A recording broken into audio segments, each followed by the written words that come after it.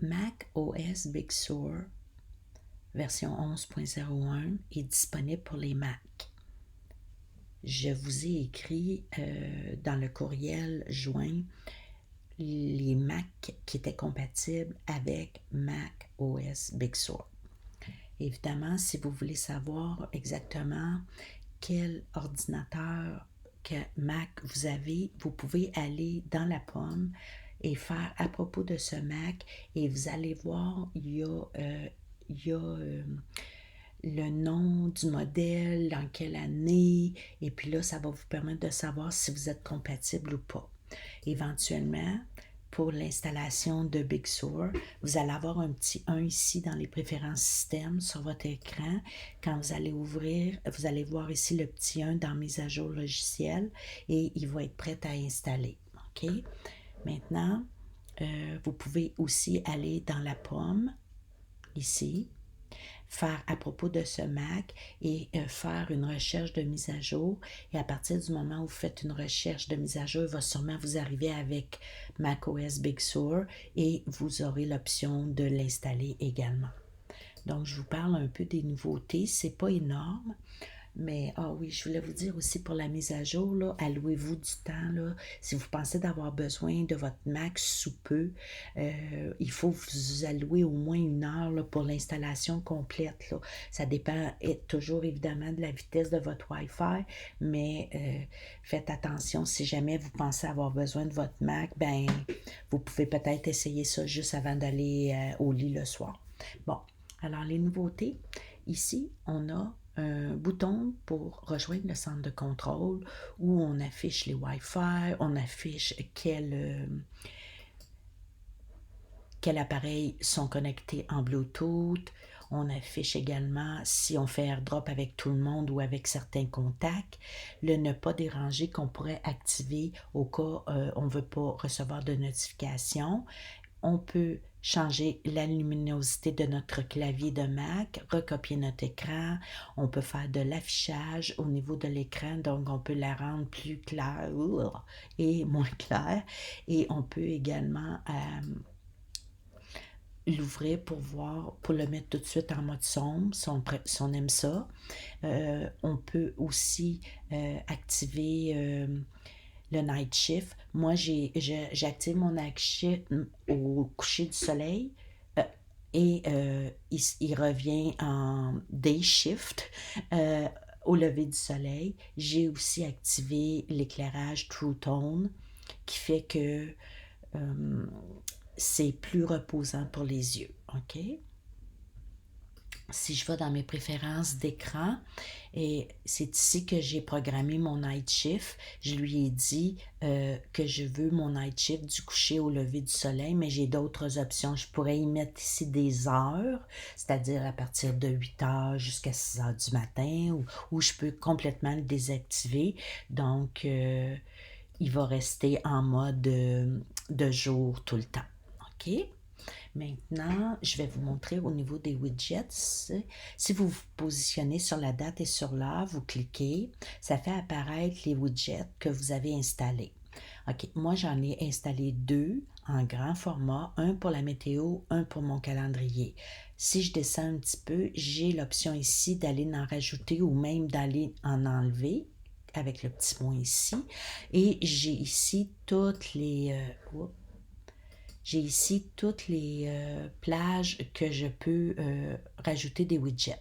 Alors, si, admettons, je vais dans les notes et je me dis, je vais rajouter mes dossiers de notes, puis je vais y mettre un écran moyen parce qu'un grand, c'est comme ceux-là, puis un petit, c'est comme un petit carré qui va apparaître. Alors, je vais choisir le moyen, je vais faire ajouter.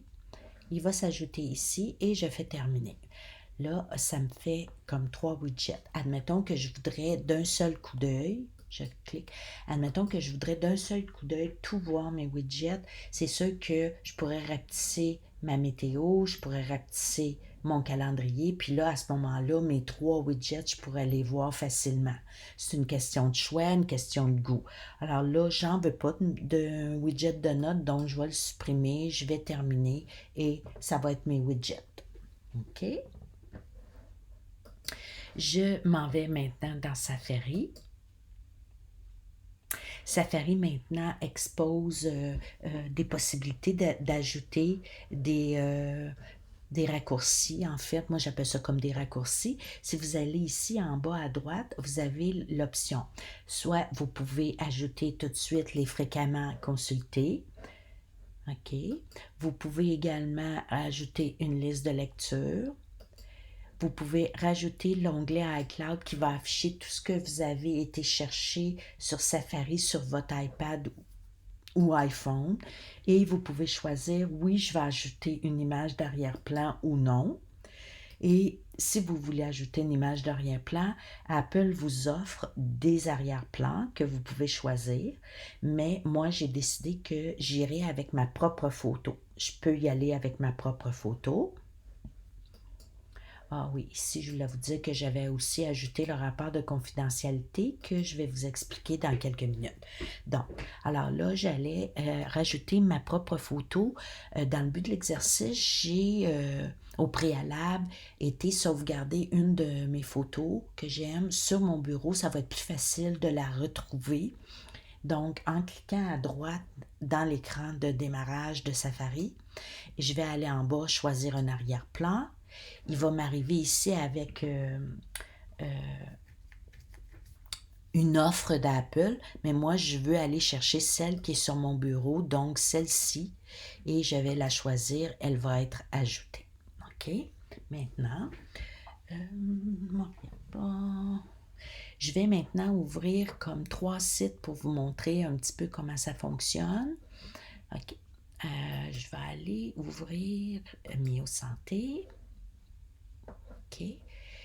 En pesant sur le petit plus ici, OK, je vais fermer ça là parce que en pesant sur le petit plus ici, je vais aller me chercher un autre préféré, bon, mettons 3 fois par jour. Et en ajoutant un autre écran avec le petit plus, là, je vais aller taper qu'est-ce que je veux, apple.com. Je vais expliquer pourquoi. OK. Donc, là, je suis sur la page d'apple.com et si je me... C'est sûr que là, j'ai juste 3 sites d'ouvert. Donc, je vois parfaitement que ça, ah oui, ça, c'est le site de 3 fois par jour. Ah oui, ça, c'est le site de massothérapie, de Mio Santé. Mais parfois, là, vous avez beaucoup, beaucoup, beaucoup d'onglets d'ouvert. Et puis là, vous voyez juste une partie du nom du site. Donc, en vous promenant dessus, vous allez voir à quoi ressemble le site. OK? Et puis là, ça va vous permettre de dire, ah oui, c'est celui-là que je veux. C'est celui-là que je vais aller. OK? Donc, ça, en vous promenant comme ça, vous allez voir le début de l'écran de tous les sites qui sont ouverts. Maintenant, je vais vous parler de tracker. Là, je suis sur la page de Mio Santé. Et si j'ouvre ici le rapport de confidentialité de ce site, il va me dire qu'il y a 3 tentatives qui ont été empêchées pour établir un profil sur moi. Et les trackers qui ont été détectés, c'était Facebook, Google Analytics et Google Manager. Donc, Apple a empêché ces 3 sites-là d'avoir un profil sur moi. Si je vais dans 3 fois par jour et que je fais le même exercice, il y a 44 trackers qui ont été empêchés. Donc, tous ces sites-là, OK, Apple a empêché qu'ils prennent un profil de moi. Et si je regarde le site d'Apple, c'est sûrement 0, là. On ne peut pas croire. OK. Alors, 0. Cette page web n'a contacté aucun tracker. Donc, ça, c'est pour la confidentialité des sites. Si je reste sur la page d'Apple, j'ai fait exprès d'afficher apple.com pour qu'elle arrive en anglais, pour vous montrer qu'ici, n'importe quel site que vous allez ouvrir puis qui va être en anglais, s'il y a ce petit icône-là en haut à droite, ça veut dire qu'il y a une possibilité de la traduire. OK? Donc, vous pouvez la traduire en français ou dans une langue préférée. Si vous comprenez le mandarin, vous pouvez peut-être l'afficher en mandarin, mais moi, je vais la traduire en français. Donc, voilà, c'est traduit en français, même si si mon choix pour Apple est Canada français, mais c'était juste dans le but de l'exercice que je voulais vous montrer, de faire apparaître un site en anglais. Maintenant, on va aller voir les messages. Il y a quelques nouveautés également. Ici, on a la possibilité, comme sur nos iPhones et nos iPads, d'épingler des gens, d'épingler des conversations afin d'y accéder plus rapidement. OK? Donc, moi, on peut en épingler un maximum de 9. Donc, j'en ai 9 d'épinglés. Si vous voulez, je peux vous montrer comment faire pour, si je voulais changer. Admettons que je dis, je vais changer Claude, je vais la désépingler. C'est pas facile à dire ça. Désépingler. En tout cas, bon, je vais désépingler Claude, puis je vais rajouter ce groupe-là. Pour la désépingler, j'ai été avec ma souris de droite. Alors, si je voudrais épingler cette conversation-là à la place, c'est encore souris de droite, puis là, je vais l'épingler. Un coup qu'elle est épinglée, je peux même la déplacer. Je pourrais la mettre là n'importe où. OK? Alors, je vais enlever cette épingle. C'est plus facile à dire. Avec souris de droite, sous-menu. Et je vais rajouter Claude parce que je lui parle plus souvent. Et je vais la déplacer juste ici. OK. Maintenant, si vous voulez ajouter... oui, je ne sais pas si vous avez remarqué que mon texte est gros. Il y a possibilité de mettre le texte de message plus gros dans la présentation. Là, je vais le rendre à une taille normale. Là. Normalement, il est affiché à ce grosseur-là. Et si je veux le rajouter, le grossir, je peux retourner dans présentation puis dire agrandir le texte, ou je pourrais faire autant de commandes, la touche commande et la touche plus, et autant de fois comme ça pour agrandir. Ça, là, c'est vraiment le maximum du texte que vous pouvez avoir. Maintenant, admettons que vous voulez rajouter une photo, envoyer une photo. Je vais retourner dans Claude, là, parce que... Ouais, OK. Admettons que vous voulez ajouter une photo, ajouter un bitmoji, un memoji comme ça, OK? C'est dans le petit A qui est ici à gauche. Là, vous allez accéder à vos photos. Ici, vous allez accéder à votre memoji personnel, les images et un effet de message. Des fois, c'est des ballons, des feux d'artifice ou whatever. Alors, si je choisis ici, j'envoie un autre...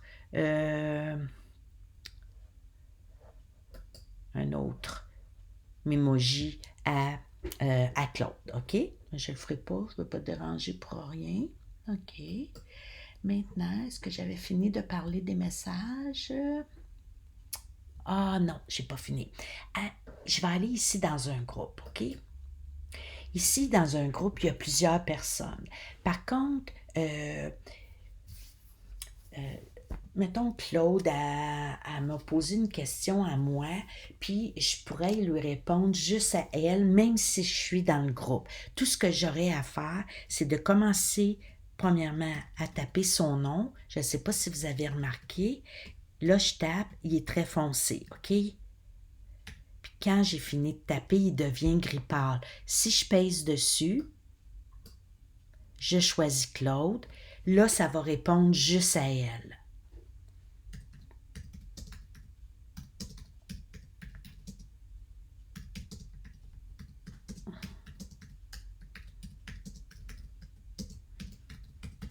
Voilà. Et quand je vais faire retour, il va être envoyé. Il y a juste Claude qui va pouvoir le voir dans le groupe. OK? Donc, ça, c'est pour les messages. Là, je vais aller ouvrir Plan. Plan qui est ici, sur mon doc. OK, je vais vous montrer, admettons que je veux voir l'itinéraire pour aller chez ma mère. Généralement, je choisis toujours la route la plus foncée car c'est la plus rapide, mais il y a des itinéraires alternatifs en bleu pâle, OK, qui sont qui prennent plus de temps, comme celle-là. Cette bleu pâle-là prend 40 minutes. Cette bleu pâle-là prend 41 minutes. Ici, ben, je sais pas, là. En tout cas, il n'y a pas de minute. OK. C'est sûr que j'ai des options pour y aller en voiture, à pied, en transport en commun. Et évidemment que les vélos au Canada, c'est pas encore disponible, là, les itinéraires, mais ce n'est qu'une question de temps. Je suis certaine que au Québec, au Canada, on va travailler fort pour indiquer les itinéraires à vélo aussi dans une prochaine mise à jour, OK? Donc là, j'y vais en voiture. Là, je vais en voiture, je suis sur mon Mac, j'emmène pas mon Mac dans ma voiture. Donc, il y a maintenant un petit icône ici, partagé, où je peux lui dire, OK, envoie cet itinéraire-là sur mon iPhone et je pars avec mon iPhone. Je pourrais l'envoyer à quelqu'un aussi pour lui dire, gars, c'est comme ça qu'on va chez ma mère, par message, par AirDrop. Donc, je pourrais même le mettre dans Notes pour le consulter plus rapidement au lieu d'aller voir dans le plan. Mais là, j'ai dit, ah, je vais l'envoyer sur mon iPhone. Ça va être correct. OK. Ça, c'est pour plan. Maintenant, comme j'ai beaucoup d'écrans, des fois, là j'en ai juste 3 d'ouverts, là, mais des fois, je vais en avoir, bon, attends, je vais ouvrir ça, je vais ouvrir ça, je vais ouvrir ça, je vais ouvrir ça. Là, j'ai plein d'écrans d'ouverts, puis je veux retourner à mon écran de Safari. Où est-elle parmi tous ces écrans d'ouverts-là? Vous savez très bien qu'en utilisant 3 doigts sur votre pavé tactile de Mac et en montant les 3 doigts balayés vers le haut, avec les 3 doigts, on balaye vers le haut, oups, ça va afficher toutes vos fenêtres et puis là, je dis, ah, OK, je vais aller là.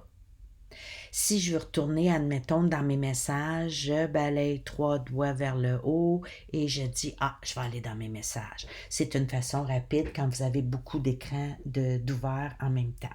C'est tout pour macOS Big Sur version 11.01.